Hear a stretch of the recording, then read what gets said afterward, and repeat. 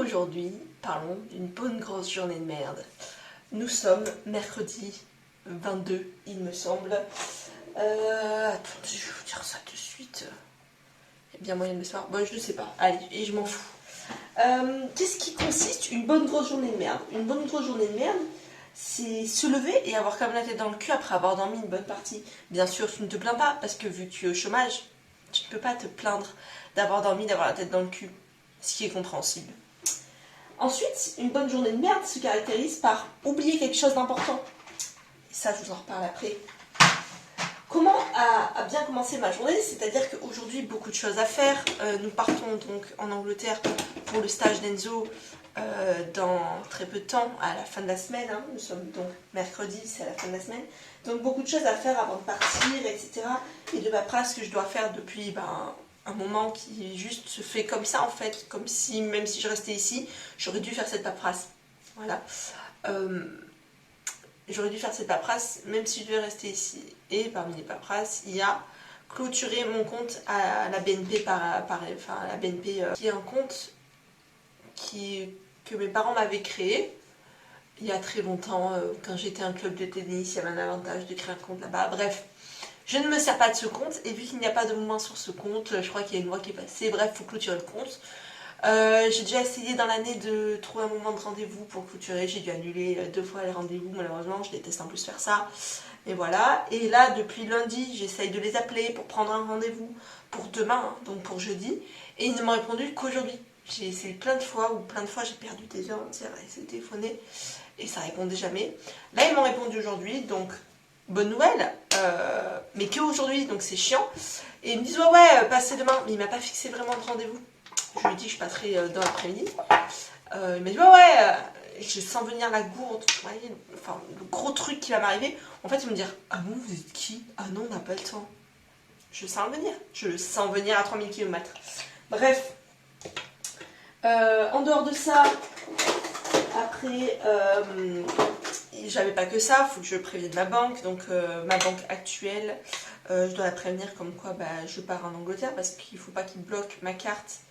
Au cas où ils voient un virement qui se fait à l'étranger et qu'ils se disent c'est pas normal et qu'ils bloquent ma carte. Donc je préviens ma banque actuelle. Et sur mon appli, je me rends compte qu'il y a des trucs pour l'international. Et donc là, je me rends compte, bien sûr, à ce moment-là également, que en fait, ce qui, il y a quelques années, n'était pas payant, si on utilisait sa carte à l'étranger, dans mon cas, et maintenant c'est devenu payant. Donc en gros, je les préviens, mais je risque de ne pas utiliser ma carte, vu que visiblement, toutes les transactions que je pourrais faire, même payer avec ma carte, pas retirer de l'argent, même payer avec ma carte, me coûtera plus d'argent. Or, ça peut paraître bête, pour certains c'est évident, moi ça l'était pas. Alors voilà, mauvaise surprise, ça fait bien chier, ça veut dire ah tiens, là, alors je me promène avec du liquide tout le temps, ça va être grave chiant, je déteste me promener avec du liquide sur moi, je me sens pas en sécurité, surtout dans une ville que je connais pas, un pays que je ne connais pas. Bref, continuons. Mais c'est bon, elle me répond, elle me dit c'est pris en compte, pas de problème, voilà. Parce que je pouvais pas le faire de moi-même, donc il a fallu que j'envoie un mail, j'ai envoyé mon mail. Et là, j'ai dû m'occuper de mes problèmes de mutuelle. Je ne vais pas expliquer très clairement mes problèmes de mutuelle, mais juste, mon patron n'a pas fait continuer ma mutuelle après que j'ai fini de travailler avec lui, ce qu'il devait faire. Et je me suis retrouvée à appeler, mais au final, entre-temps, la mutuelle de ma mère a dit c'est bon, on vous prend avec nous. Sauf que l'autre mutuelle a commencé à m'envoyer des papiers pour que j'aille voir mon patron pour qu'il continue ma mutuelle.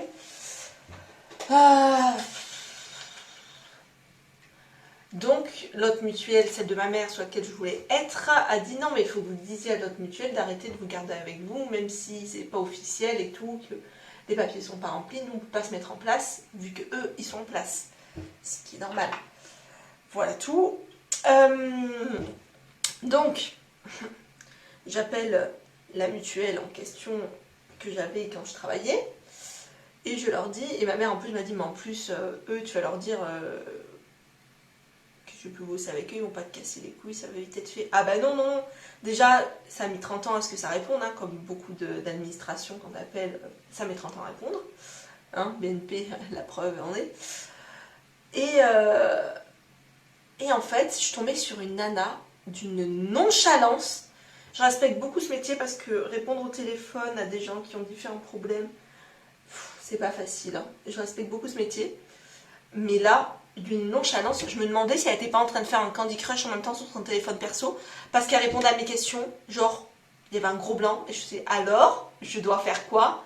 Ah ouais, bah vous faites ça, vous envoyez un mail, d'accord, dans le mail, je mets quoi? Ah bah vous mettez ça, ok, vous me donnez pas l'adresse mail? Ouais, je vous donne l'adresse mail et tout, la meuf elle me donne l'adresse mail, enfin bref.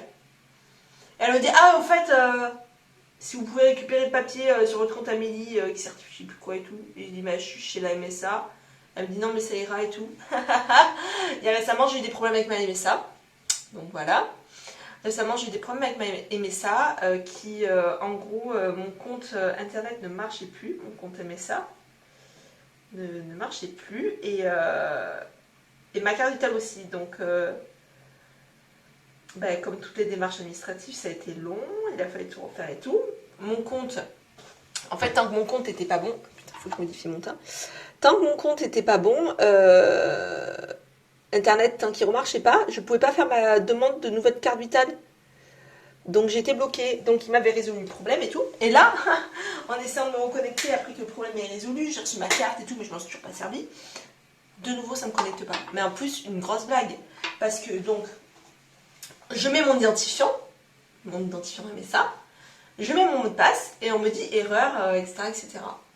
Donc, bah là, je me dis, bah, mot de passe oublié. Et là, mot de passe oublié, on te demande de rentrer ton identifiant. L'identifiant, c'est pas compliqué, c'est ce qui est marqué sur ta carte vitale. Tu peux pas te tromper. C'est ce qui est marqué sur la carte vitale. Je rentre mon identifiant et on me dit, mon identifiant incorrect. Je me dis, bah, non, il n'est pas incorrect, c'est ce qui est marqué sur la carte vitale, putain. Et ils me disent, si vous avez mal écrit l'identifiant, réécrivez-le correctement. Sinon, ce que vous faites, c'est que vous créez un compte parce que là vous n'avez pas de compte. On me dit, bon bah mon compte a dû être supprimé, j'en sais rien. Je me crée un compte. Je fais créer un compte, je mets mon identifiant, on me dit, non, à cet identifiant, il y a déjà un compte. Bah il faut savoir mon grand, soit tu reconnais pas mon identifiant, il n'existe pas, tu le reconnais pas, soit je me recrée un compte, parce que bah justement il n'existe pas, mais tu peux pas me dire qu'il existe, mais que j'ai pas de compte. C'est... Bref, what the fuck. Donc j'écris un mail à l'MSA, mais le jour où ils me répondront, les poules auront des dents, comme on dit. Vive les expressions. Mes potes adorent quand je dis les expressions, mais là, j'en ai jusque-là.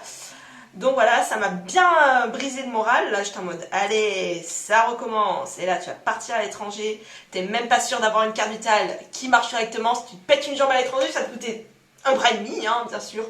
Parce qu'on me dit, ah ben non, vous n'êtes pas assuré, ou j'en sais rien. On va me dire, vous n'avez pas de mutuelle, mais vous n'avez pas non plus aimé ça. Votre carte vitale ne fonctionne pas. Et demain, j'ai un rendez-vous chez le médecin.